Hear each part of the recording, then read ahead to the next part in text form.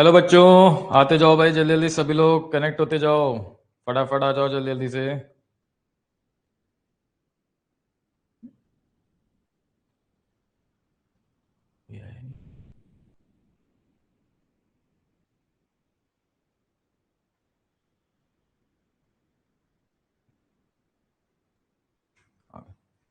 Good morning सभी को यहाँ पे। गुड मॉर्निंग पिंडर जी, गुड मॉर्निंग कर्तव्य गर्ग जी, गुड मॉर्निंग कुमार दिव्यम जी, गुड मॉर्निंग। ओके, बहुत बढ़िया। आते जाओ भाई जल्दी जल्दी सब लोग यहाँ पे, फटाफट कनेक्ट होते जाओ भाई जल्दी जल्दी से। गुड मॉर्निंग सभी को। क्या हालचाल? बढ़िया। हाँ, मैं ऑडिबल? ऑडियो वीडियो सब क्लियर है ना? कोई दिक्कत तो नहीं है? ऑडियो वीडियो सब क्लियर हो रहा है? समझ में आ रहा है सब? ऑडियो वीडियो क्लियर है सभी को? ओके, चलो भाई, बहुत बढ़िया। तो यस, ऑल क्लियर। चलो भाई, थैंक यू। और आज हम लोग यहाँ पे बात करेंगे, जो कि आज यहाँ पे फर्स्ट क्लास है। और इस फर्स्ट क्लास में हम लोग टोटली पूरा पहले इंट्रोडक्शंस की हम लोग बात करेंगे। जो भी बच्चे हैं जिनको सीएमए के बारे में उतना नहीं पता है, क्या क्या स्ट्रक्चर्स होते हैं, और सबसे पहली चीज तो हमें पढ़ना क्या क्या है, वो चीज आपको जानना बहुत जरूरी है। और उससे भी ज्यादा इंपॉर्टेंट चीज पता है क्या है? कि हमें पढ़ना कैसे है। ठीक है ना? उससे भी ज्यादा इंपॉर्टेंट चीज है। तो आज हम लोग पूरी इंट्रोडक्शंस की यहाँ पे बात करेंगे, ठीक है। और फिर उसके बाद चीजों को आगे बताएंगे कि किस टाइप से हम कैसे सीक्वेंस में आपको पढ़ाएंगे, और कौन कौन से चैप्टर्स यहाँ पे होंगे, और क्या सिलेबस है, उसके बारे में भी हम लोग यहाँ पे बात करेंगे, ठीक है। तो उसके बाद आपकी जो भी क्वेरीज होंगी उसको हम लोग यहाँ पे रिजॉल्व करेंगे, ठीक है। तो सबसे पहले तो भाई आ जाओ जल्दी से। जानते हैं आप सभी लोग, कुछ कुछ थोड़ा बहुत जानते हैं सीएमए के बारे में? थोड़ा बहुत जानते हैं क्या स्ट्रक्चर होता है? अगर हम क्वांट की बात करें यहाँ पे बेटा, अगर हम यहाँ पे बेटा क्वांट की बात करते हैं, ठीक है, मैथ्स की बात करते हैं या क्वांट की बात करते हैं, तो हमारा क्या स्ट्रक्चर्स होता है, ठीक है। तो समझो यहाँ पे, सबसे पहले तो हमें ये समझना है कि हमारा सिलेबस क्या है, ठीक है ना। उसके बाद फिर बाकी की बातें तो बाद में। चलो, तो सबसे पहले मैं आपको बता देता हूं कि हमारा स्ट्रक्चर क्या है, सिलेबस क्या है। देखियो बेटा, यहाँ पे अगर हम लोग बात करें यहाँ पे, तो यहाँ पे बात होती है हमारे पास जो सिलेबस की अगर हम लोग बात करें, तो जो क्वांट का सेक्शंस है, ठीक है ना, वो आपके दो पार्ट में बटा हुआ है। अगर हम लोग क्यूए की बात करें, यहाँ पे क्वांट की बात करें, तो ये दो पार्ट में बटा हुआ है। एक आपका है क्या? Fundamental of business mathematics. एक हम लोग बात करेंगे यहाँ पे किसकी? Fundamental of business mathematics. ध्यान से समझना, fundamental of business mathematics. Business mathematics की हम लोग यहाँ पे बात करेंगे, ठीक है ना। और दूसरा आपका क्या है? दूसरा आपका है stats, fundamental of business statics. यहाँ पे हम लोग स्टैटिक्स की बात करने वाले हैं, स्टैट्स की बात करने वाले हैं, स्टैटिस्टिक्स, ठीक है। स्टैट्स की बात नॉर्मली यहाँ पे लिखते हैं हम लोग स्टैट्स, स्टैट। तो बिजनेस मैथमेटिक्स की हम लोग बात करेंगे और स्टैट्स की बात करेंगे, ठीक है। यहाँ पे दो सेक्शंस हैं हमारे पास, क्लियर। और इन दो सेक्शंस हैं। अब इन दो सेक्शंस में अगर हम बात करें यहाँ पे, तो इन दो सेक्शंस में हमारे पास कौन कौन सी चीजें होती हैं, आप एक चीज ध्यान से समझना है यहाँ पे। अगर इन दो सेक्शंस की बात करें तो इसमें क्या क्या होता है? सबसे पहला आपका आता है बिजनेस मैथमेटिक्स की। अगर हम लोग बात करें तो सबसे पहले आपको यहाँ पे अर्थमेटिक कवर करनी है। क्या कवर करना है बेटा? Arithmetic, arithmetic portion. ठीक, इसमें एक और क्वेश्चन आता है हमारे पास। अगर हम अर्थमेटिक की बात करें तो ये हो गया हमारे पास। उसके बाद होती है आपकी एलजेब्रा, उसके बाद होती है आपकी एलजेब्रा, और तीसरा जो सेक्शन होता है हमारे पास, that is a calculus. Calculus बहुत ज्यादा सिलेबस नहीं है इसमें, बहुत ही कम सा सिलेबस है, ठीक है। आसानी से हम लोग इसको कर सकते हैं। बोलो, क्लियर हो रहा है? ठीक है ना। तो पहले तो आप सिलेबस जान लो, क्या है सिलेबस, फिर मैं आपको बताऊंगा इसको कैसे पढ़ना है, कौन सा चीजें करनी है, क्या क्या चीजें हैं, वो सारी चीजों की बात बताऊंगा, क्या स्ट्रेटजी होनी चाहिए, ठीक है ना, वो सारी चीजें, ठीक है। अच्छा, स्टैट्स में हमारे पास क्या क्या होता है, बता सकता है कोई? कोई बता सकता है? कोई बताता है यहाँ पे? जानते हो सिलेबस क्या होता है स्टैट्स में? सबसे पहले हम लोग बात करेंगे स्टैट्स में, आपका जो फर्स्ट चैप्टर है that is a statistical description of data. Statistical description, description of data, इसकी हम लोग यहाँ पे बात करेंगे। इसके बाद नेक्स्ट जो हमारे पास आता है वो कौन सा होता है हमारे पास? एमओसीटी, जिसको हम लोग बोलते हैं measure of centre tendency. MOCT, measure of centre tendency. ठीक है ना। इसकी हम लोग यहाँ पे बात करेंगे, मेजर ऑफ सेंटर टेंडेंसी, ठीक है ना, बोलो क्लियर है, एंड डिस्पर्जन, ये हो गया हमारे पास। और इसके बाद जो हमारा नेक्स्ट आता है वो हमारा क्या होता है यहाँ पे, वो हमारा होता है कोरिलेशन एंड रेग्रेशंस, कोरिलेशन एंड रेग्रेशंस, ठीक है ना। ये अगर हम लोग बात करेंगे यहाँ पे, और इसके बाद की अगर हम लोग बात करेंगे तो आपका क्या आ गया, प्रोबेबिलिटी। फिर हम लोग यहाँ पे प्रोबेबिलिटी को यहाँ पे कवर करने वाले हैं बोलो क्लियर है। और देन उसके बाद आता है आपका कौन सा, index number and time series, index number and time series, ये आपका होता है। तो बेटा सबसे पहले ना आपको ये पता होना चाहिए कि आपको पढ़ना क्या है, ठीक है। तो क्यूए में आपके दो सेक्शंस होते हैं, फंडामेंटल ऑफ बिजनेस मैथमेटिक्स, उसके बाद होता है आपका स्टैट्स, ठीक है। अगर हम बात करें इसके वेटेज की बेटा, अगर हम बात करें इसके वेटेज की, तो इसका वेटेज जो होता है वो होता है 40% का, इसका वेटेज आपका कितना होता है 40%, और इसके वेटेज की बात करें तो इसका वेटेज आपका होता है कितना, 60% का, ठीक है ना। तो 40% और 60% आपके ये दो यहाँ पे वेटेज होते हैं। अगर टोटल नंबर ऑफ क्वेश्चंस की बात करें बेटा, तो टोटल नंबर ऑफ क्वेश्चन जो आपके आएंगे वो एग्जाम में पता है आपको कितने आते हैं, कोई बता सकता है? हाँ भाई बताओ, सीएमए की आप लोग तैयारी करने जा रहे हो, बताओ बताओ बताओ, कमेंट करके बताओ भाई फटाफट, टोटल नंबर ऑफ क्वेश्चंस कितने होते हैं, कोई बताएगा? बोलो, देखें जरा आप लोगों को कुछ पता भी है बताओ टोटल नंबर ऑफ क्वेश्चंस कितने आते हैं, जल्दी जल्दी बताओ भाई फटाफट। क्वांट में 50, बहुत बढ़िया, क्या बात है, बहुत बढ़िया, ठीक है। तो टोटल नंबर ऑफ क्वेश्चंस की अगर हम लोग बात करें तो 50 क्वेश्चंस होते हैं, लेकिन पर क्वेश्चंस हमारा कितने नंबर्स का होता है, जल्दी जल्दी बताओ भाई फटाफट। एक क्वेश्चन हमारा कितने मार्क्स का होता है, एक क्वेश्चन होता है हमारे पास 2 मार्क्स का, एक क्वेश्चन हमारा 2 मार्क्स का होता है, ठीक है। तो टोटल मिलाकर के कितने हो गए हमारे मार्क्स, टोटल मिलाकर के मार्क्स हमारे हो गए 100, पर क्वेश्चंस हमारे पास कितने होते हैं 50। तो 50 क्वेश्चंस होते हैं, हर एक क्वेश्चन आपका 2 मार्क्स का आता है, ठीक है। टोटल मिलाकर के कितने हो गए आपके 100 मार्क्स। तो ये 100 मार्क्स में आप ये समझ लो 40% इसका वेटेज होता है, यानी 40 मार्क्स इसके हो गए, और 60% इसका वेटेज होता है, 60 मार्क्स आपके इसके हो गए। बोलो क्लियर है। अच्छा, क्या कोई निगेटिव मार्किंग होती है, जानते हैं आप लोग, बता सकता है कोई, क्या कोई निगेटिव मार्किंग है क्या इसमें? तो मैं आपको बता देता हूं, नो निगेटिव मार्किंग, कोई भी निगेटिव मार्किंग नहीं है।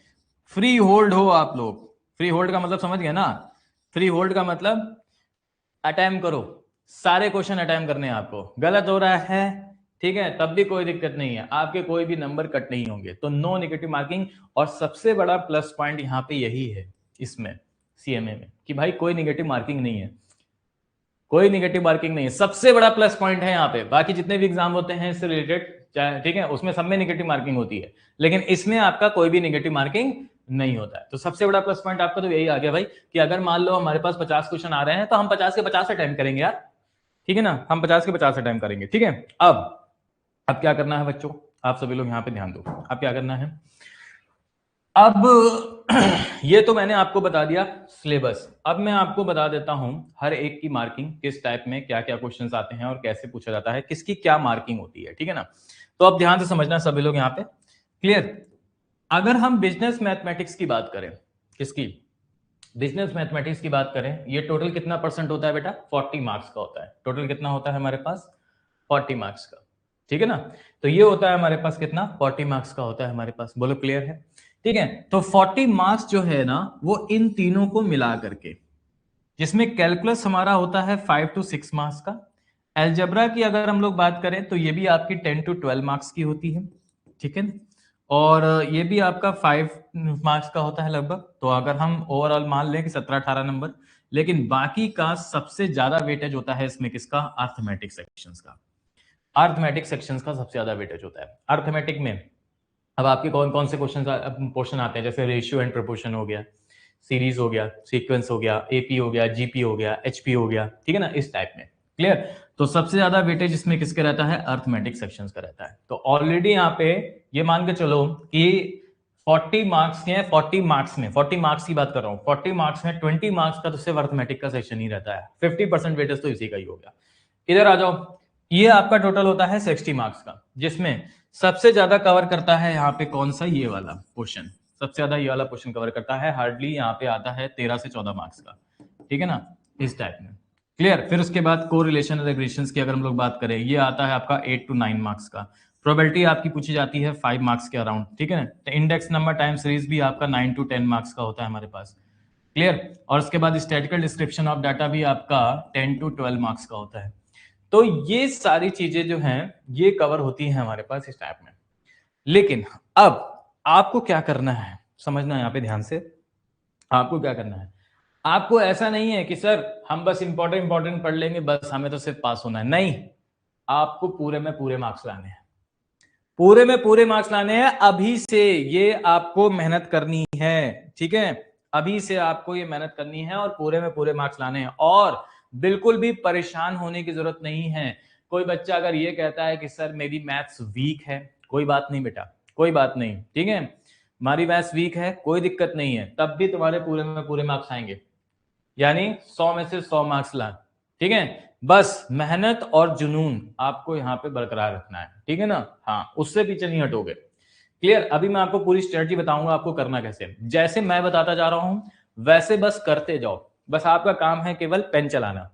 आप बस प्रैक्टिस करोगे, पेन चलाओगे, पेन चलाने मतलब क्वेश्चंस को सॉल्व करोगे, ठीक है। जैसे मैं कहता जा रहा हूं वैसे करते जाओ, आपके 100 के 100 कहीं नहीं गए। चाहे आपकी मैथ्स वीक हो, चाहे आपने मैथ्स कभी नहीं पढ़ी हो, ठीक है ना। या जो बच्चे ऐसे हैं, ठीक है, जिनकी 11th-12th में मैथ भी नहीं रही है, 10th तक तो रही है, 10th तक तो सभी की रहती है, लेकिन 11th-12th में किसी की नहीं रही मैथ, नॉन मैथ्स के हैं जो, उनको भी कोई दिक्कत नहीं होने वाली है, ठीक है ना। तो बिल्कुल भी कोई दिक्कत नहीं होने वाली है। बिल्कुल बेटा, हम है ना, हम काय के लिए हैं यहाँ पे, एक बात बताओ, हम काय के लिए? हम आपको इस तरह से स्ट्रेटजी बताएंगे, हम आपको इस तरीके से सिलेबस कंप्लीट कराएंगे, हम आपको इस तरीके से बताएंगे कि आपको एक एक मार्क्स यहाँ पे एग्जाम में लाने की जिम्मेदारी मेरी है। बस आपको करना क्या है, मेहनत करनी है। जैसे हम कर रहे हैं वैसे आप लोग भी करना है, ठीक है ना। तो स्ट्रक्चर समझ में आ गया क्या है यहाँ पे स्ट्रक्चर भाई। 40% तो आपका इसका हो गया और 60% आपका इसका हो गया, ठीक है ना। तो इसका मतलब इन दोनों में सबसे ज्यादा वेटेज कौन रखता है, ये रखता है। तो मैं स्टार्टिंग से आपको पूरा कराऊंगा एज ए मॉड्यूल, जो आपका इंस्टीट्यूट मॉड्यूल देता है उसके हिसाब से हम लोग यहाँ पे सबसे पहले अर्थमेटिक, फिर अलजेब्रा, उसके बाद फिर आगे की चीजों को कवर करेंगे इस तरीके से, ठीक है ना। कोई दिक्कत नहीं होने वाली है बेटा। पेपर कब है यहाँ पे, कब है एग्जाम? दिसंबर में ना, दिसंबर में है, बहुत बहुत टाइम है यार, बहुत टाइम है, ठीक है ना। आराम से हो जाएगा और सारी चीजें आराम से, प्रैक्टिस, रिवीजन, सब कुछ क्लियर है। तो अब एक चीज समझो बेटा, लेकिन यहाँ तो हम ये चीज समझ गए, स्ट्रक्चर समझ गया सर। सर हम स्ट्रक्चर समझ में आ गया, क्या कोर्स होता है, क्या सिलेबस होता है, ये भी समझ में गए सर। मार्क्स कितने होते हैं ये भी समझ गया, कोई निगेटिव मार्किंग नहीं है, बहुत बड़ा प्लस पॉइंट है यहाँ पे, वो भी समझ गया सर। बट सर हमसे ना एक दिक्कत है, कुछ लोग कहेंगे कि सर मेरी मैथ्स जो है ना वो बहुत वीक है और मैं कैसे पढ़ूं, मुझे समझ ही नहीं आता, ठीक है ना। मैं कैसे पढ़ूं, मुझे, मैं क्या करूं, मैं किस तरीके से अपना शेड्यूल बनाऊं, ठीक है। और मेरी प्रिपरेशन किस तरीके से होनी चाहिए, ठीक है। जो टॉपर बच्चा होता है, ठीक है, उसका पढ़ने का क्या शेड्यूल होता है और मेरे पढ़ने का क्या शेड्यूल होता है, सर हम कभी समझ ही नहीं पाते हैं, ठीक है ना। तो बेटा समझो, यहाँ पे आज मैं आपको पूरा प्रॉपर गाइडेंस दूंगा, ठीक है ना, कि आपको कैसे पढ़ना है, ठीक है, और कैसे आपको इसकी प्रिपरेशन करनी है, कैसे आपको प्रैक्टिस करनी है, कितनी कितनी चीजें कवर करनी है, क्या क्या करना है, सारी चीजें, ठीक है। अगर आपको बढ़िया मार्क्स यानी 100 के 100 मार्क्स आपको यहाँ पे लाने, आप चाहते हो कि यार मेरे मैथ्स में 100 मार्क्स हो, तो आप बस इस चीज का कमेंट में दावा करो कि सर मैं मेहनत करने को तैयार हूं, आप जैसा कहोगे मैं वैसा कर लूंगा, ठीक है। लेकिन बस मेरे 100 में 100 दिला दो, ठीक है। 100 में 100 दिला दो, रात भर जागूंगा कोई दिक्कत नहीं है, दिन भर पढ़ूंगा कोई दिक्कत नहीं है, ठीक है। लेकिन बस 100 में 100 चाहिए। क्लियर। एग्जाम टाइम में बहुत मेहनत करूंगा, बस 100 में 100 चाहिए मुझे। क्लियर। तो अब सुनो, ये चीजें आपको समझ में आ गई सारी, ठीक है ना। अब आगे बढ़ते हैं। अब बेटा हम ये समझ गए कि हमारा सिलेबस क्या है, हमें करना क्या है, चीजें हैं। अब हमें सबसे इंपॉर्टेंट चीज है ना, जो मुझे लगता है कि आपको पता होनी चाहिए, या मुझे लगता है कि लोग बस क्या करते हैं, लोग बस क्या करते हैं कि आते हैं, भैया आपने ठीक है कोर्स ले लिया, हाँ हाँ ठीक है, बस आए और डायरेक्ट चैप्टर से स्टार्ट कर दिया पढ़ाना ना, वो सही तरीका नहीं है, ठीक है ना। पहले आप बच्चों को बताओ क्या स्ट्रक्चर है, क्या चीजें हैं, क्या सिलेबस है, कितने मार्क्स का आता है, अगर कोई निगेटिव मार्किंग है कि नहीं है। और दूसरा सबसे इंपॉर्टेंट फैक्टर यहाँ पे क्या है, बच्चों को तो आप ये तो बताओ पहले कि भाई हमने तो सब समझ लिया, लेकिन आप अपने एक्सपर्टीज के हिसाब से आप बच्चों को ये बताओ कि भाई पढ़ना कैसे है। यानी अब मैं आपको बताऊंगा कि पढ़ना कैसे है, मतलब वो प्लान, वो स्ट्रेटजी जो आपको 100 में 100 दिलवा सकती है, वो प्लान हमारा क्या है, वो हमारा प्लान क्या होना चाहिए, ठीक है ना। वो चीज तो आप बताओ। तो वो चीज हम लोग यहाँ पे डिस्कस करेंगे कि पढ़ना कैसे है। समझो बेटा, पढ़ना कैसे है। सबसे पहली चीज आप ध्यान से समझना है यहाँ पे, सबसे पहली चीज, ठीक है ना। आप पढ़ना कैसे है, मैं यहाँ पे आपको मैं शेड्यूल नहीं बता रहा हूँ कि आपका डेली रूटीन क्या होना चाहिए, नहीं नहीं नहीं, वो आप बड़ी बार जानते हो, ठीक है। वो आपको मैनेज करना है कि भाई अब हमें, मुझे थोड़ा नहीं पता ना कि आप कितने बजे उठते हो, कितने बजे क्या करते हो, वो आपको मैनेज करना है। बस मैं बस आपको ये बता रहा हूँ कि पढ़ना कैसे है आपको, ठीक है। शेड्यूल आप देखोगे कि डेली का शेड्यूल क्या होना चाहिए आपके हिसाब से, और मुझे लगता है कि लोग अपना शेड्यूल ना खुद मैनेज कर सकते हैं अपने हिसाब से। दूसरा आप कहोगे, दूसरा कोई आप कहोगे कि भाई दूसरा कोई शेड्यूल बना के दे दो, वो 3 दिन तो फॉलो होगा, चौथे दिन नहीं होगा। तो आप अपने हिसाब से, अपने प्रति अगर आप ईमानदार हैं, आप अपने प्रति अगर ईमानदार हैं और आप शेड्यूल बना के उसको फॉलो कर रहे हैं, तो दुनिया की कोई ताकत नहीं है जो आपको 100 में 100 ना दिला दे, ठीक है ना। कोई ताकत, दुनिया की ऐसी कोई ताकत नहीं है जो आप 100 में 100 ना आ पाए, बिल्कुल आएंगे आपके, अगर आप अपने प्रति ईमानदार हो, सारी चीजें हो, ठीक है ना। तो अब एक चीज समझो, आपको पढ़ना कैसे है। सपोज मैंने आपको 2 सेक्शंस बताए, एक एग्जांपल के तौर पे बता रहा हूं, मैंने आपको 2 सेक्शन बताए। अब मैंने पहले सेक्शन से स्टार्ट किया बिजनेस मैथमेटिक्स से, पहले सेक्शन से मैंने यहाँ पे स्टार्ट किया बिजनेस मैथमेटिक्स से, और उसमें मैंने पहला सेक्शन लिया अर्थमेटिक। अर्थमेटिक यानी पहले हमने बात करी किसकी, रेशियो एंड प्रोपोर्शंस की, मैंने पहले चैप्टर की बात करी, ठीक है। अब आपका काम क्या है, मैं तो रेशियो प्रोपोर्शन पढ़ाया, ध्यान से समझना, एक एग्जांपल बता रहा हूं। मैंने रेशियो प्रोपोर्शन पढ़ाया, मैंने इसमें क्या क्या पढ़ाया, मैंने सबसे पहले कॉन्सेप्ट बताया कि भाई कॉन्सेप्ट क्या होता है, ठीक है। फिर उसके बाद मैंने हर एक कॉन्सेप्ट से रिलेटेड एक एग्जांपल बताया कि भाई ये एग्जांपल होता है। फिर मैंने आपको ये भी बताया कि उसके कुछ प्रैक्टिस क्वेश्चंस करवाए कि आप डिफरेंट डिफरेंट टाइप्स के प्रैक्टिस क्वेश्चंस कैसे आ सकते हैं, क्लियर, वो भी मैंने आपको बताया, ठीक है ना। फिर मैंने आपसे ये भी कहा कि भाई PYQ, ठीक है ना, यानी पिछले साल में क्या कैसे इस चैप्टर से रिलेटेड क्या क्या PYQ पूछे गए थे, उसकी भी नॉलेज होनी चाहिए। तो ये चीजें मैंने आपको यहाँ पे सारी चीजें करवाई। अब आपका काम क्या है यहाँ पे, अब आपका काम है यहाँ पे कि यहाँ पे अच्छे से चीजों को पढ़ना, अच्छे से चीजों को यहाँ पे पढ़ना। मैंने कॉन्सेप्ट बताया, कॉन्सेप्ट को समझना है, कोई डाउट है तुरंत पूछो, तुरंत बेझिझक तुरंत कमेंट कर दो, सर ये नहीं समझ में आया। एक बार नहीं आया 2 बार पूछो, 2 बार नहीं आया 3 बार पूछो, 3 बार नहीं आया 4 बार पूछो, ठीक है ना। जितनी बार नहीं आ रहा बस पूछते रहो, क्लियर है। उसके बाद एग्जाम्पल, एग्जाम्पल मैंने आपको बताया, प्रैक्टिस क्वेश्चन कर रहा है। अब आपका काम क्या है, क्या इसको पढ़ लिया, समझ लिया, काम खत्म? नहीं नहीं नहीं नहीं नहीं, मैथ एक ऐसी चीज है, क्वांट एक ऐसी चीज है कि जितनी ज्यादा बार आप प्रैक्टिस करोगे ना, उतनी ज्यादा बार आपको रिफाइन होती रहेगी, आपके माइंड में स्टोर होती रहेगी। जितनी ज्यादा बार आपने प्रैक्टिस करी, उतनी माइंड में और बढ़ती चली गई, और बढ़ती चली गई, और बढ़ती चली गई, ठीक है ना। तो आपको करना क्या है, एक आपको फेयर नोट्स बनाने हैं। फेयर नोट्स, फेयर नोट्स का मतलब समझ गए ना, फेयर कॉपी आपको बनानी है, ठीक है। हर एक टॉपिक की, मतलब हर एक सेक्शंस की, सॉरी, हर एक सेक्शंस की अलग होनी चाहिए, ठीक है ना। इसकी अलग होनी चाहिए fair copy, fundamental of business mathematics की। और स्टैट्स जब आपको मैं आगे कराऊंगा तो इसकी अलग होनी चाहिए। अब आपको करना क्या है सर इस फेयर कॉपी में, सुने, इस फेयर कॉपी में आपको करना क्या है, आपको पीडीएफ मिल जाएगी, क्लास नोट्स की जो पीडीएफ है वो आपको मिल जाएगी। आपको क्या करना है, यहां पे पढ़ने के बाद आपको क्या करना है, आप फेयर कॉपी में जो भी मैंने कॉन्सेप्ट बताया है, जो भी मैंने एग्जाम्पल बताए हैं, जो भी मैंने उसके कुछ क्वेश्चंस कराए हुए हैं, जो भी मैंने PYQs कराए हुए हैं, ये सारा आपको फेयर में बहुत अच्छे से नोट करना है। ये सारा आपको फेयर में बहुत अच्छे से नोट करना है, क्लियर, बोलो क्लियर है ना, ठीक। तो ये सारी चीजें आपको क्या करनी है, फेयर में बहुत अच्छे से नोट करनी है। अभी मैं बता रहा हूं इसका इंपॉर्टेंस क्या है, बहुत, ये कोई करता ही नहीं है, ये कोई करता ही नहीं है, यही स्ट्रेटजी है सही तरीके से पढ़ने की, ठीक है, यही स्ट्रेटजी है आपकी सही तरीके से पढ़ने की। क्लियर है? तो ये जो है ये कोई करता ही नहीं है।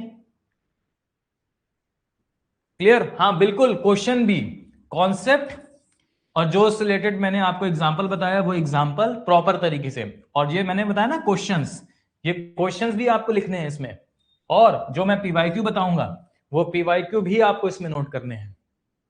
मतलब कहने का जो क्लास नोट्स में आपके है वो सारा मटेरियल क्लास नोट्स का इस फेयर में बहुत अच्छे से और सुंदर सी राइटिंग से लिखा होना चाहिए।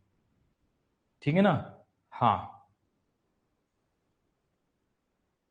सुंदर सी राइटिंग में लिखा होना चाहिए। हैं सर, क्वेश्चन नहीं नोट करना है? क्वेश्चन क्वेश्चन क्यों नोट करोगे? आपको पीडीएफ मिल तो जाएगी, तो आपके पास क्वेश्चन रहेंगे। आप क्यों क्वेश्चन नोट करोगे? अब कुछ लोग, हाँ कुछ बच्चे को ये कहना होता है कि सर मैं साथ ही साथ नोट्स बना लूं। ठीक है, मतलब आप पढ़ाते जा रहे हो और मैं यहाँ से नोट्स बताते जाऊं, तो वो आपकी कॉल है, वो आप कर सकते हो, कोई दिक्कत नहीं है, वो आपकी कॉल है, आप कर सकते हो। लेकिन आप कॉन्सेप्ट कैसे समझाओ, क्या कॉन्सेप्ट कैसे आप उसको नोट डाउन करोगे? कॉन्सेप्ट तो नहीं नोट डाउन कर पाओगे। मैंने कॉन्सेप्ट बताया, मैं तो आगे बढ़ जाऊंगा। ठीक है ना? तो इसलिए पहले आप समझो सारी चीजें, आपको प्रॉपर पीडीएफ मिलेगी, जो भी मैं आपको कराऊंगा नोट्स की प्रॉपर पीडीएफ आपको मिल जाएगी आपके टेलीग्राम में या उसमें सेंड कर दिया जाएगा। ठीक है, जो भी है प्रॉपर पीडीएफ आपको मिलेगी। ठीक है ना?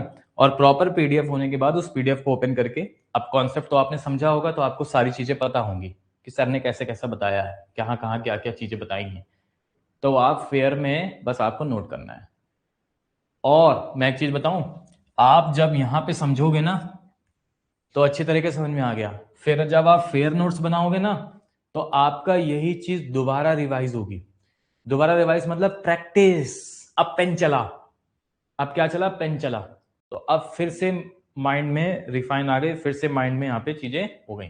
ठीक है ना? क्लियर है? तो ये आपको काम करना है। अच्छा, दूसरी चीज, ये तो हो गई फेयर नोट्स का, हर एक टॉपिक का इसी तरीके से बनाना है। ठीक है ना? हाँ, अब एक आपको रफ कॉपी लेनी है।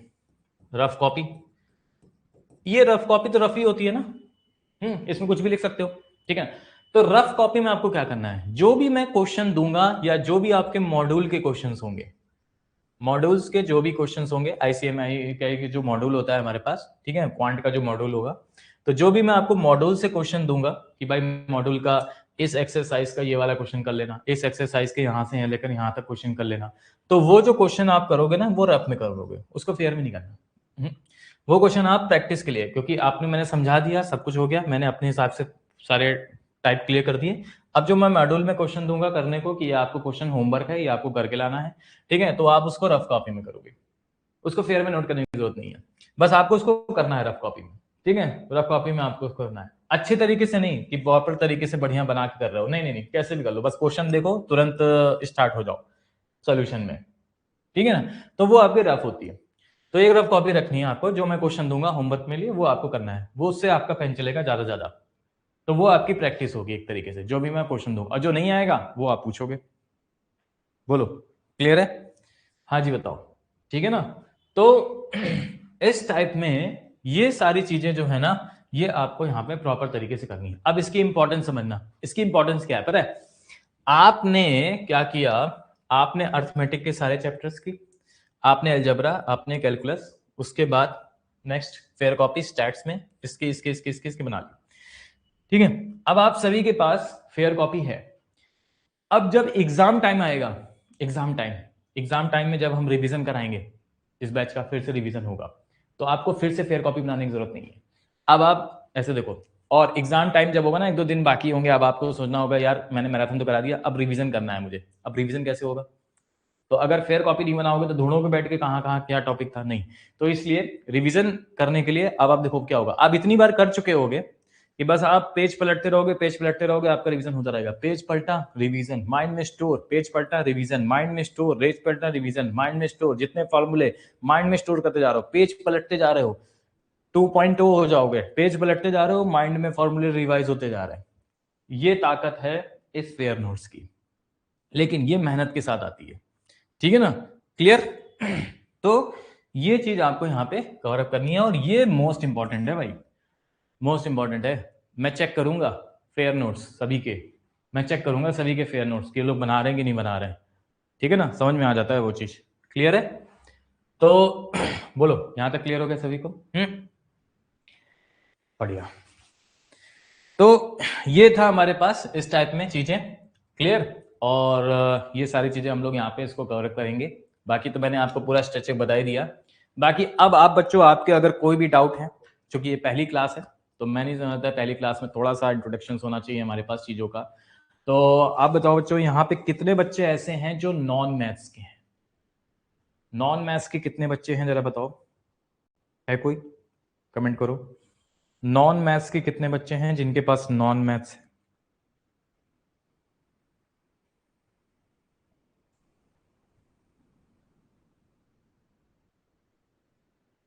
है? कोई बच्चा नॉन? सर प्रगति सोनी नॉन मैथ्स की हैं, अच्छा। और कोई? और कोई है नॉन मैथ्स का? Yes sir, I am non maths. Aditi Mishra, अच्छा 2 लोग हैं यहाँ पे नॉन मैथ्स के, ओके। और कोई भी है नॉन मैथ्स का? बाकी सबकी हम मान लें कि 11th 12th में मैथ थी।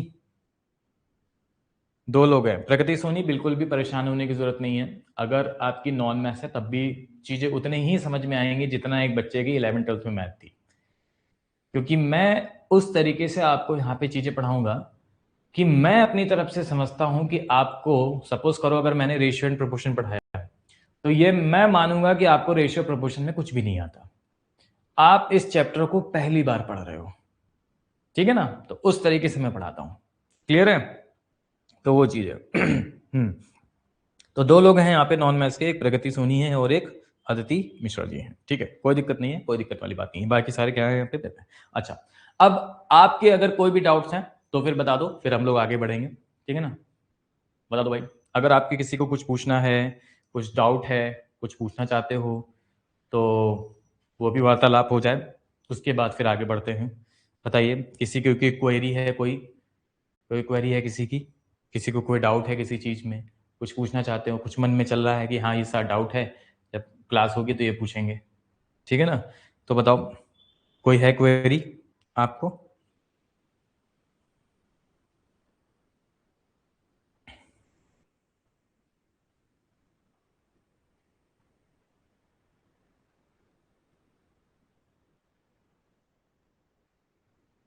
नो?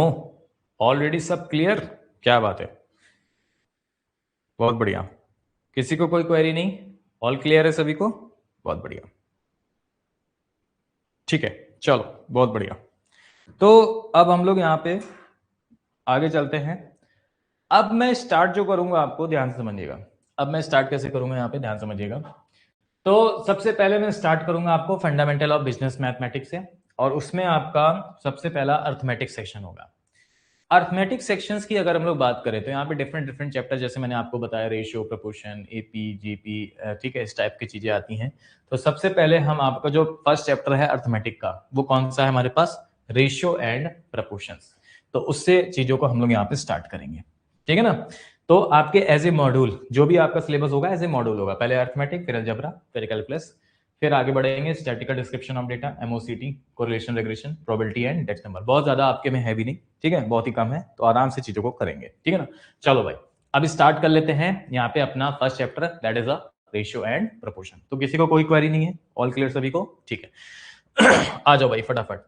तो सबसे पहले आप सभी लोग ये बताओ, क्या आप लोग जानते हो रेशियो और प्रोपोर्शन क्या होता है? हम्म? कोई जानता है रेशियो एंड प्रोपोर्शंस के बारे में? सबसे पहले बताइए, व्हाट इज रेशियो? चैप्टर का नाम क्या है हमारे पास? Ratio and proportion. Ratio and proportion, और इसी में आपका आता है वेरिएशन। ठीक है? तो सबसे पहले बताओ, व्हाट इज रेशियो? बताएगा कोई रेशियो क्या होता है? बोलो, कोई जानता है, कुछ पता है इसके बारे में? कुछ भी पता हो तो बता दो, कुछ भी जो आपको दिल की इच्छा कर रही हो, जो आपको लगे कि हाँ सर कभी हमने पढ़ा था कि ये था रेशियो, तो ये ऐसे है। कुछ जो भी आपका दिल करे, जो भी आप जानते हो वो बता दो, क्या होता है ratio?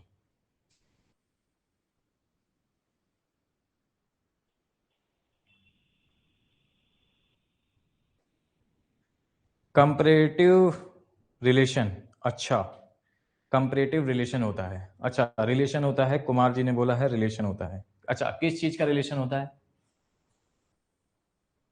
Relation between two numerical quantities, अच्छा दो न्यूमेरिकल क्वांटिटीज का रिलेशन होता है। ओके तो अगर हम वेरिएबल का रिलेशन कर देंगे तो वो रेशियो नहीं है।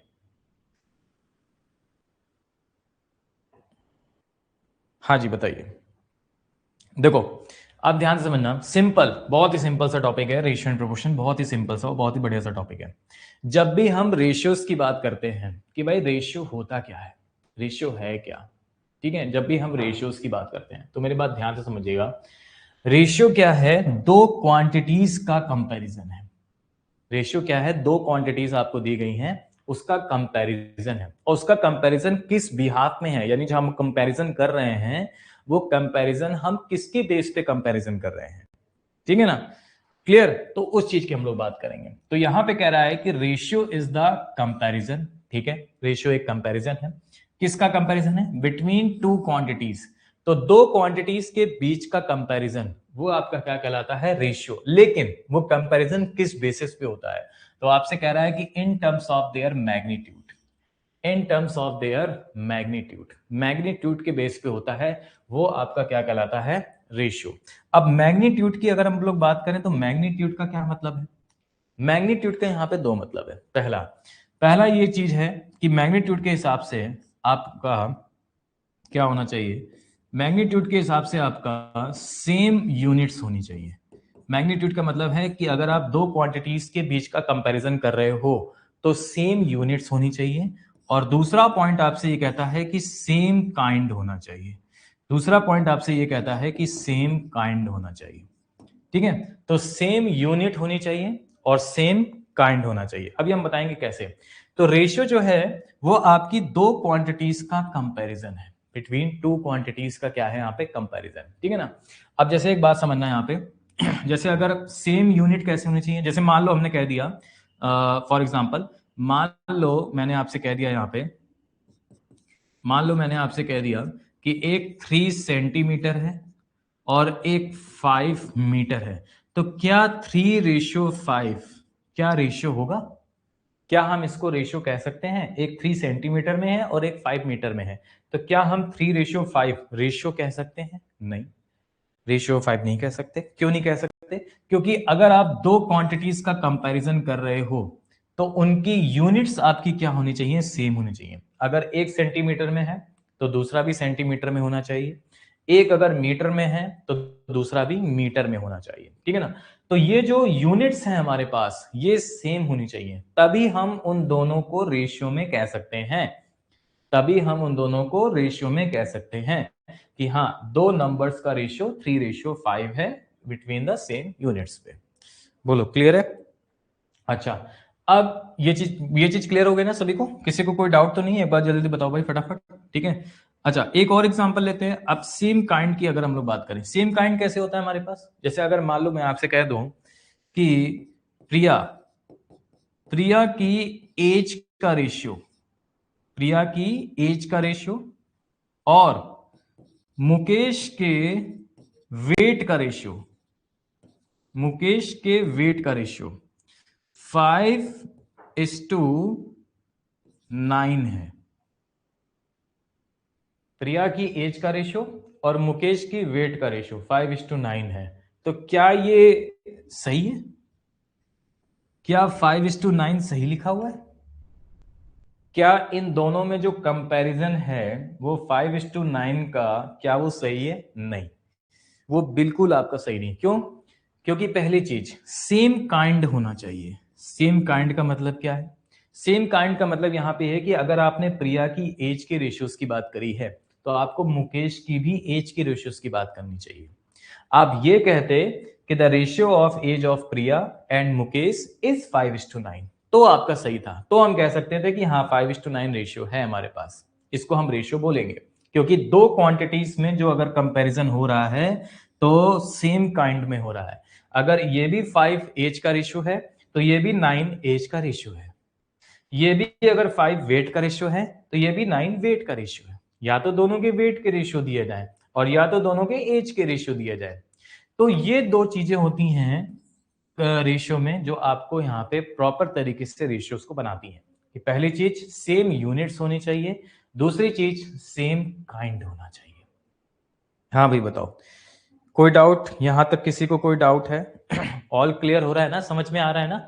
कोई डाउट तो नहीं है किसी को? अभी बताओ भाई फटाफट कमेंट करके, किसी को अगर कोई भी डाउट है तो बताए, बोलो।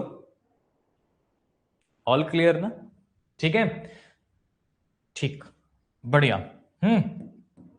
चलो बढ़िया बढ़िया बढ़िया, ठीक है। अब एक चीज समझना है यहाँ पे, अब ये तो बात हो गई दो क्वांटिटीज का कंपैरिजन उनके मैग्नीट्यूड के बेसिस पे, लेकिन अब इसको जनरल वे में क्या हम डिनोट कर सकते हैं रेशियोज को? तो देखिए जनरल फॉर्म क्या होती है इसकी रेशियोज की, कि रेशियोज को हम जनरल फॉर्म में डिनोट कर सकते हैं लाइक ए रेशियो बी। ठीक है, ये जो साइन होता है ना, दो डॉट का साइन, ये आपका रेशियो का साइन कहलाता है।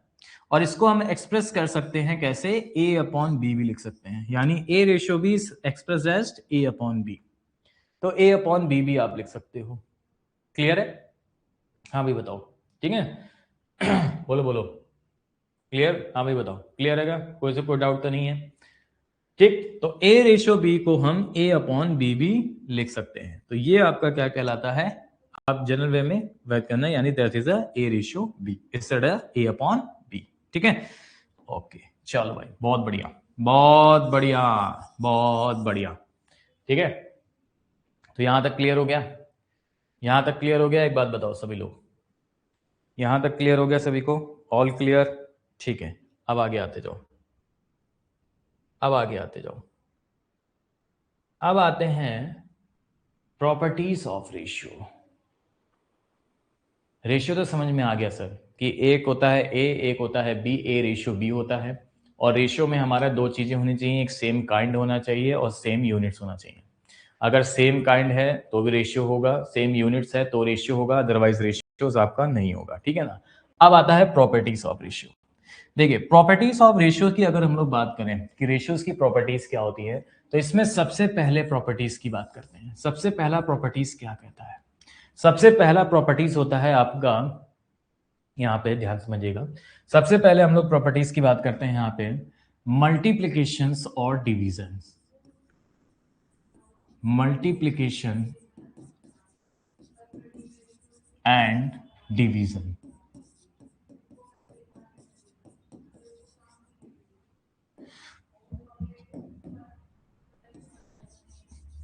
Multiplication and division. अब ये मल्टीप्लीकेशन और डिवीजन का क्या रोल है, क्या प्रॉपर्टीज है इसकी मल्टीप्लीकेशन और डिवीजन की, तो समझिएगा। अभी मैंने आपसे कहा कि हम रेशियोज को एक जनरल टर्म्स में यहां पे डिनोट कर सकते हैं, that is A ratio B. हम लिख सकते हैं उसको ए रेशियो बी। और अगर हमने ए रेशियो बी लिखा है, हमने ये कहा है कि ये रेशियो है, दैट मीन्स इसमें सेम काइंड है और सेम यूनिट्स है। तो मल्टीप्लीकेशन और डिवीजन की प्रॉपर्टीज क्या होती है, एक चीज ध्यान समझिएगा। मल्टीप्लीकेशन डिवीजन की प्रॉपर्टीज ये कहती है आपसे कि अगर मान लीजिए कभी भी आपको रेशियो दिया गया हो, ए रेशियो बी आपको गिवन हो यहाँ पे, ठीक है ना, और आप उसमें मल्टीप्लाई कर रहे हो, आप उसमें मल्टीप्लाई कर रहे हो 2 का, आप उसमें 2 का मल्टीप्लाई कर रहे हो, क्या कर रहे हो आप? मल्टीप्लाई। तो सबसे पहले तो आपको यह बताना है कि क्या हम मल्टीप्लाई कर सकते हैं? हाँ बिल्कुल कर सकते हो, बिल्कुल आप मल्टीप्लाई कर सकते हो, ठीक है, बिल्कुल कर सकते हो। क्यों होता है मल्टीप्लाई, वो भी आगे बताएंगे, ठीक है ना। तो ए रेशियो बी, क्या अगर हम इसमें 2, मान लो कोई भी एक कांस्टेंट वैल्यू हो गई, 2 हो गया, 3 हो गया, 4 हो गया, 5 हो गया, कुछ भी हो गया, ठीक है ना, अगर आप इसमें 2 का मल्टीप्लाई कर रहे हो तो बताएगा कोई कमेंट करके क्या आएगा? कोई बता सकता है कमेंट करके क्या आएगा? ठीक, बहुत लोग पता है क्या करते हैं, गलत कर देते हैं। लोग 2 का मल्टीप्लाई करते हैं और लोग लिख देते हैं इसको, सर ये आएगा ए रेशियो 2b। कुछ लोग कहेंगे नहीं सर ये आएगा 2a रेशियो b। तो एक चीज ध्यान से समझिएगा, एक चीज बहुत ध्यान समझिएगा, कभी भी अगर आप मल्टीप्लाई कर रहे हो ना, तो मल्टीप्लाई जो होता है वो बोथ साइड होता है, एक साइड नहीं होता। अगर आप मल्टीप्लाई कर रहे हो, आपको जरूरत लग गई कि भाई मुझे मल्टीप्लाई करने की जरूरत पड़ रही है, ऐसा क्वेश्चन में है, मुझे करना पड़ेगा, तो मल्टीप्लाई बोथ साइड होगा, यानी होगा आपका 2a रेशियो 2b। अब मल्टीप्लाई क्यों टिक है, मल्टीप्लाई क्यों होता है? मल्टीप्लाई इसलिए होता है क्योंकि अगर आपने 2 का मल्टीप्लाई किया तो अगर इसको फिर से A रेशियो B बनाना है रिवर्स फॉर्म में, तो क्या ये बन जाएगा? हाँ सर, बिल्कुल बन जाएगा। 2A रेशियो 2B है, 2 से 2 कैंसिल हो गया, फिर से आ गया A रेशियो B। इसलिए रेशियो में वही चीज एप्लीकेबल है जो रिवर्स फॉर्म में आ जाए। यानी अगर हम 2 से 2 कैंसिल कर सकते हैं ना, तो वो फिर से A रेशियो B बन जाएगी, इसलिए मल्टीप्लाई हम कर सकते हैं। अच्छा सर, बहुत बढ़िया, क्या बात है सर, लाजवाब। अच्छा, तो आप एक बात बताओ, क्या डिवीजन कर सकते हो? क्या डिवीजन कर सकते हो यहाँ पे? जैसे मान लो, डिवीजन का केस बता देता हूं। अगर मैं डिवाइड करना चाहूं तो क्या मैं डिवाइड कर सकता हूं? हाँ, कर सकते हो सर, बिल्कुल सही है। देखो कैसे, अगर आपको A रेशियो B दिया गया है, अगर मैं कोई भी एक कांस्टेंट वैल्यू से डिवाइड कर दूं, मैंने कहा 3 से डिवाइड कर दिया, तो डिवाइड बोथ साइड होगा। क्या ये फिर से A रेशियो B बन जाएगा? क्या ये फिर से A रेशियो B की फॉर्म में बन जाएगा? बिल्कुल बन जाएगा सर, 3 से 3 कैंसिल हो जाएगा, फिर से आ जाएगा। तो इसलिए डिवीजन भी हम लोग कर सकते हैं। टिक मार्क आ गया, डिवीजन पॉसिबल है, डिवीजन कर सकते हो। मल्टीप्लाई पॉसिबल है, मल्टीप्लाई कर सकते हो। अच्छा, अब बच्चे बताओ, देखते हैं कौन बताएगा। सेकंड, क्या एडिशन एंड एडिशन और सब्ट्रैक्शन पॉसिबल है? तो मल्टीप्लिकेशन डिवीजन तो ठीक हो गया, ये सही है, ये कर सकते हैं। क्या एडिशन एंड सब्ट्रैक्शन कर सकते हैं हम लोग? बताओ, क्या हम लोग कर सकते हैं? बताएगा कोई? क्या एडिशन और सब्ट्रैक्शन पॉसिबल है? नहीं, बिल्कुल नहीं। देखो कैसे, अगर मान लीजिए मैं आपसे कहूं कि एक रेशियो है A रेशियो B, ठीक है ना। अब इसको अगर मैं कह दूं कि भाई मैंने बोथ साइड एक कांस्टेंट वैल्यू 3 ऐड कर दिया, A+3 B+3, क्या ये रिवर्स होकर के A रेशियो B बन सकता है? अगर आपने किसी भी एक कांस्टेंट वैल्यू को ऐड कर दिया, क्या ये रिवर्स होकर के बन सकता है A रेशियो B? नहीं बन सकता, नहीं बन सकता, इसलिए नॉट पॉसिबल। रेशियो में कभी भी एडिशन नहीं होता। क्या सब्ट्रैक्शन हो सकता है? अच्छा, एक बात बताओ, क्या सब्ट्रैक्शन हो सकता है? अगर A रेशियो B है और मैं कह दूं एक कांस्टेंट वैल्यू 5 से मैंने माइनस कर दिया, तो A-5 B-5, क्या ये रिवर्स होकर के A B बन सकता है? नहीं, तो सब्ट्रैक्शन भी पॉसिबल नहीं है। तो एक चीज ध्यान से समझिएगा, प्रॉपर्टीज ऑफ रेशियोज में अगर मैं बात करूं यहां पे, तो मल्टीप्लिकेशन और डिवीजन तो हो सकता है, लेकिन एडिशन एंड सब्ट्रैक्शन आपका नहीं हो पाएगा। बोलो क्लियर है? बोलो क्लियर है सभी को? एक बात बताओ, यहां तक सभी को क्लियर है? एक चीज बताओ सभी लोग, ऑल क्लियर? किसी को कोई डाउट तो नहीं है? बढ़िया। ओके ओके ओके ओके, तो इसको मैं इस तरह से लिख सकता हूं, इसको मैं अब इस तरीके से लिख सकता हूं क्या, कि मैं इस तरीके से लिख सकता हूं इसको कि मल्टीप्लिकेशन डिवीजन तो हमारा टिक सही है, बट हमारा वो addition and subtraction not possible, ये पॉसिबल नहीं हो पाएगा। रेशियो में एडिशन और सब्ट्रैक्शन नहीं कर सकते, ठीक है। चलो आगे आ जाओ, अब आगे आ जाओ, थर्ड प्रॉपर्टीज की बात कर लेते हैं।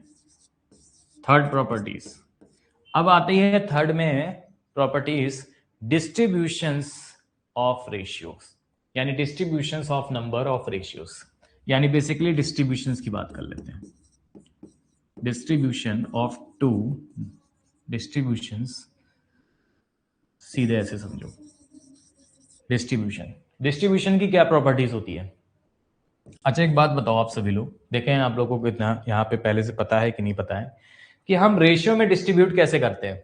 मान लो हमने आपसे कह दिया कि क्लास 10th में बॉयज और गर्ल्स सेम काइंड है ये, इसलिए यहाँ पे रेशियो बन रहा है। अब कुछ मत कह देना कि सर ये तो सेम काइंड कैसे हो गए ठीक है ना, ह्यूमन बीइंग्स है ना इसलिए। ठीक है, तो बॉयज एंड गर्ल्स का रेशियो दे रखा है आपको कितना, 3:2। और मैं आपसे कहूं कि उस क्लास 10th में टोटल स्टूडेंट जो थे हमारे पास, टोटल स्टूडेंट जो थे हमारे पास, वो हमारे पास कितने थे यहाँ पे क्लास 10 में हमारे पास टोटल स्टूडेंट जो थे वो कितने थे हमारे पास, 75। तो क्या आप लोग बता दोगे कि हम लोग रेशियो को, यानी किसी भी नंबर्स को हम रेशियो में डिस्ट्रीब्यूट कैसे करते हैं। यानी अगर हमें टोटल स्टूडेंट हमें दे रखा हो 75 है, टोटल स्टूडेंट मतलब जिसमें आपका बॉयज एंड गर्ल्स होंगे, ठीक है ना। तो टोटल स्टूडेंट हमें दे रखा है 75 और हमें यह दे रखा है कि बॉयज एंड गर्ल्स का रेशियो 3:2 है। तो क्या आप बता दोगे कि बॉयज कितने होंगे और गर्ल्स कितनी होंगी, बता दोगे? यानी किसी भी नंबर्स को अगर हमें रेशियो में डिस्ट्रीब्यूट करना है तो हम कैसे करते हैं रेशियो में डिस्ट्रीब्यूट, ये आपको पता है कैसे करते हैं, बताओ बोलो बोलो।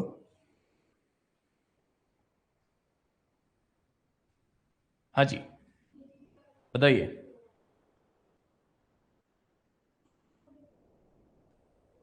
75 डिवाइडेड बाई 5। अच्छा 75 डिवाइडेड बाई 5 नहीं, मैंने पूछा है बॉयज कितने होंगे और गर्ल्स कितनी होंगी, ये बताइए। बॉयज और गर्ल्स बताइए, बता देंगे। 3/5 इंटू 75, बहुत बढ़िया। 3/5 इंटू 75, बहुत बढ़िया। एक तो मेथड ये हो गया डिस्ट्रीब्यूट करने का। बॉयज 45, जो आंसर आएगा उसको इंटू 3 एंड इंटू 2, अच्छा करते हुए करके बोला है, जो आंसर आएगा उसको इंटू 3 कर देंगे, इंटू 2 कर देंगे। Number of boys upon number of students, बहुत बढ़िया। देखो इसको बहुत बढ़िया, सभी लोगों ने बिल्कुल करेक्ट आंसर दिया है और सभी लोगों ने बहुत बढ़िया आंसर दिया है, बहुत बढ़िया, मजा आ गई सुन के। ठीक है, तो अब एक चीज समझो, इसको नंबर्स को रेशियो में डिस्ट्रीब्यूट होने के बहुत सारे मेथड होते हैं, ठीक है, जिसमें मैं आपको दो मेथड बताऊंगा। एक पहला नॉर्मल जो मेथड होता है, दूसरा जो एक शॉर्ट तरीका होता है वो भी आपको बताऊंगा, ठीक है ना। तो पहले नॉर्मल मेथड समझ लो, क्या करना है हमें भाई, अगर हमें बॉयज निकालने हैं, अगर हमें क्या करना है, बॉयज निकालने हैं कि बॉयज कितने हो जाएंगे हमारे पास, तो हम ये देखेंगे कि हमारे बॉयज का रेशियो कितना है, 3। मैंने देखा बॉयज का रेशियो कितना है, 3 है, अपॉन टोटल स्टूडेंट कितने हैं यहाँ पे, 3 और 2 5 है, तो 3/5। अब किसका 3/5, कोई नंबर ऐसा होगा ना उसका 3/5, तो इनटू नंबर कितना है टोटल यहाँ पे 75, तो ये आ जाएंगे बॉयज, क्योंकि हमने बॉयज लिया हुआ है, तो 5 से इसको कट कर दोगे 15, ये हो जाएंगे 45, तो 45 आ गए बॉयज। अब अगर मुझे गर्ल्स निकालनी होगी, गर्ल्स, ठीक है, अगर मुझे यहाँ पे गर्ल्स निकालनी है कि भाई गर्ल्स कितनी होंगी हमारे पास, तो गर्ल्स का रेशियो बताओ कितना है, यहाँ पे 2 है। गर्ल्स का रेशियो कितना है हमारे पास, 2 है, divided by total number of student कितने हैं हमारे पास, अब बताओ। टोटल नंबर ऑफ स्टूडेंट है हमारे पास 5, और इनटू नंबर्स कितने थे हमारे पास, नंबर्स कितने थे 75, तो 5 से इसको कट कर लेंगे 15, और 15 टू जा कितना हो जाएगा हमारे पास 30, तो 30 आ गए हमारे पास क्या, टोटल गर्ल्स। बोलो क्लियर है, ठीक है, बोलो क्लियर है, किसी को कोई डाउट तो नहीं, ऑल क्लियर हो रहा है सभी को? एक बार जल्दी से सब लोग बताते जाओ, एक बार जल्दी सब लोग बताते जाओ भाई फटाफट, सभी को क्लियर हो गया। ये है आपका लॉन्ग मेथड, लेकिन आप चाहते हो कि नहीं सर इससे भी शॉर्ट हो, इससे भी शॉर्ट हो, तो आप कैसे करोगे, सुनो।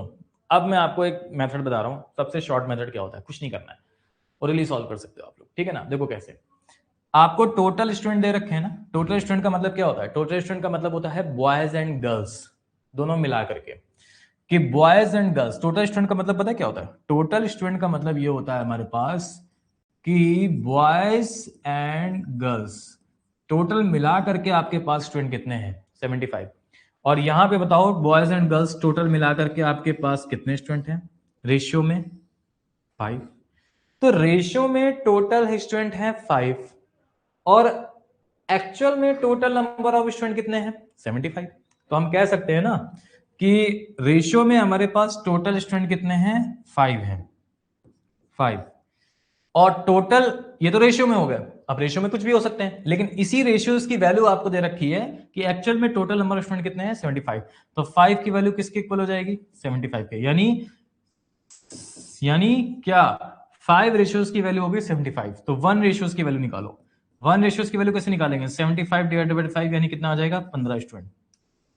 तो बस 15 का मल्टीप्लाई इससे कर दो। अब जिसकी वैल्यू चाहिए, अगर मुझे बॉयज चाहिए तो 15 से मल्टीप्लाई कर दो, गर्ल्स चाहिए तो 15 से मल्टीप्लाई कर दो। एक बच्चे ने ऐसा ही यहाँ पे मेथड बताया था, बहुत बढ़िया, वेल डन। तो 45 हो जाएंगे हमारे पास बॉयज और 30 हो जाएंगे हमारे पास गर्ल्स। बताओ क्लियर है? तो डिस्ट्रीब्यूशन समझ में आया, कैसे हम लोग नंबर्स का रेशियो में, अगर हमें कोई रेशियो गिवन हो और हमें उस नंबर्स को रेशियो में डिवाइड करना हो तो हम कैसे करते हैं। ठीक है, अब एक बात बताओ यहां पे, अब एक बात पूछ रहा हूं मैं आपसे। इतना मैंने आपको आज, इतना मैंने कराया यहां तक, इतना मैंने आपको कराया, रेशियो बताया, प्रॉपर्टीज ऑफ रेशियो बताया। जो बच्चा नॉन मैथ्स का था जिसने अभी कमेंट किया था कि सर मैं मैथ नॉन मैथ्स का हूं, या जिस बच्चे ने अभी कमेंट किया था कि सर मेरी मैथ्स वीक है, क्या उसको कोई दिक्कत हुई? बताओ, क्या उसको कोई दिक्कत हुई इन सब में? क्या उसको ऐसा लगा कि नहीं सर मुझे तो नहीं आया? क्या ऐसा हुआ? क्या ऐसा किसी बच्चे को लगा कि नहीं मेरे तो ऊपर से निकल गया? बताओ। मतलब ओवरऑल कहने का मतलब यह है कि सारा समझ में आया ना, और बिल्कुल बेसिक से था ये, बिल्कुल बेसिक से। मतलब कोई बच्चा अगर कभी जिंदगी में मैथ पढ़ा ही नहीं होगा उसको भी समझ में आ जाएगा क्या कहना चाह रहा है ये। बोलो, क्लियर है? हाँ जी बताओ, क्लियर? कोई डाउट? ओके, बहुत बढ़िया, कोई डाउट नहीं है ना? तो बच्चे जो मैंने आपको आज सारे प्लान बताए थे इस पे आपको फॉलो करना है। ठीक है, ये पहले आपको क्या करना है, फेयर कॉपी में सारा स्ट्रक्चर लिखना है। क्या हमारा सिलेबस है, क्या हमारा फंडामेंटल बिजनेस मैथमेटिक्स का सिलेबस है, क्या हमारा स्टैट्स का सिलेबस है। ठीक है ना? अभी चैप्टर कभी तक खत्म नहीं हुआ है, अभी अभी आगे है, अभी बहुत सारी चीजें हैं वो हम आगे पढ़ाएंगे हम आपको। ठीक है ना? और हमें फेयर कॉपी का ध्यान रखना है, फेयर कॉपी, हमें फेयर नोट्स बनाने हैं, सारी चीजें हमें करनी है। क्लियर है? तो आज आपका होमवर्क क्या है? आज आपका होमवर्क ये है क्या कि आपको प्रॉपर फेयर कॉपी लेके आनी है, उसमें पहले सारे चैप्टर्स को नोट करना है, दोनों ही कॉपी में, इसका अलग, बिजनेस मैथमेटिक्स की अलग, स्टैट्स की अलग। ठीक है, प्रॉपर तरीके से उसको फेयर कॉपी नोट करना है। प्लस आपको ये क्लास जो अभी रिकॉर्डेड फॉर्म में आ जाएगी आपका, तो ये क्लास आपको दोबारा देखनी है। इसमें जो मैंने आपको कॉन्सेप्ट बताया है रेशियो, ये रेशियो, ये आप दोबारा क्लास देखेंगे और इसमें जो लिखा हुआ है या जो मैंने समझाया हुआ है ये आपको फेयर बनाना है। ठीक है ना? ये सेम यूनिट होनी चाहिए, सेम काइंड होना चाहिए, अपने हिसाब से आप बना सकते हो, कोई दिक्कत नहीं है, मुझे सब। ठीक है ना? और ये प्रॉपर्टीज ऑफ रेशियोज, ये जो मैंने आपको बताई ये चीजें क्लियर है? तो आज पहली क्लास थी इसलिए मैंने इतना पहले इंट्रोडक्शन दिया, सारी चीजें करी। अब नेक्स्ट टेंस से आपका प्रॉपर तरीके से चीजें स्टार्ट होंगी, और अब आगे हम आपको बताएंगे कि डिफरेंट काइंड ऑफ रेशियोज में कंपाउंड रेशियोज क्या होता है, डुप्लीकेट रेशियोज क्या होता है, ट्रिप्लीकेट रेशियोज क्या होता है। ठीक है, ये सारी चीजें आपकी होंगी। सब डुप्लीकेट क्या होता है, सब ट्रिप्लीकेट क्या होता है, ट्रिप्लीकेट क्या होता है, प्रपोर्शंस क्या होता है, उसके बाद प्रॉपर्टीज ऑफ प्रपोर्शंस क्या होता है, ये सारी चीजें, वेरिएशंस क्या होते हैं, तो ये सारी चीजें चलेंगी आपकी। ठीक है ना? तो ओवरऑल ये सारी चीजें आपकी जो हैं वो स्टार्ट होंगी, और ये देख देख पा रहे हैं आप कि काफी चीजें हैं और काफी चीजें हम लोग यहाँ पे कवर अप करेंगे। तो आज का फर्स्ट वीडियो था, तो थोड़ा सा रिलैक्स मोड में चीजें करिए अच्छे से, फिर थोड़ा सा अपने आप को ग्रो अप करिए, और डेली आपको कितने आवर्स पढ़ना है, अगर हम क्वांट की बात करें तो आपको सेल्फ स्टडी में भी टाइम निकालना है, ठीक है। डेली आप अप्रोक्सीमेटली ये मान को 2 आवर्स के आसपास आपको यहाँ पे देखना है, ठीक है ना। उतना चीजें आपको करनी है यहाँ पे, क्लियर है, ठीक है। और बाकी जितना बताया उतना आपको करना ही करना है। तो हम लोग, ये तो था हमारा आज का इंट्रोडक्शन चीजें सेशन। अब हम लोग नेक्स्ट टाइम से प्रॉपर तरीके से चीजों को फुल फ्लेज में चीजें स्टार्ट कर देंगे। तो आज बताओ बच्चों, कैसे लगी क्लास आपको यहाँ पे, ठीक है ना। एक बार फटाफट, जो भी आपका टेलीग्राम का ग्रुप बना हुआ है ना, आपका नहीं बना है ना, उसमें बता देना, ठीक है ना। तो कैसा लगा आपको आज की क्लास, बढ़िया, मजा आया, ठीक है ना। और एक चीज समझिए, आपको आपको खुद से मोटिवेट होना है।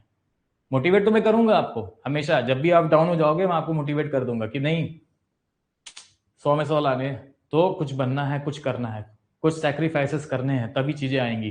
कुछ मेहनत तो आपको जी तोड़ करनी है यहाँ पे, ठीक है ना, तभी चीजें आएंगी। और जब आप ये चीज सेक्रीफाइस करोगे, आप मेहनत करोगे, तो इस चीज का जब आप रिजल्ट देखोगे ना, तब दिल के अंदर की खुशी होगी, वाह, तब मजा आएगी, ठीक है ना। वो ऐसे नहीं आती, मेहनत करने के बाद ही असली चीजें पता चलती हैं, तब वो असली खुशी आती है, ठीक है।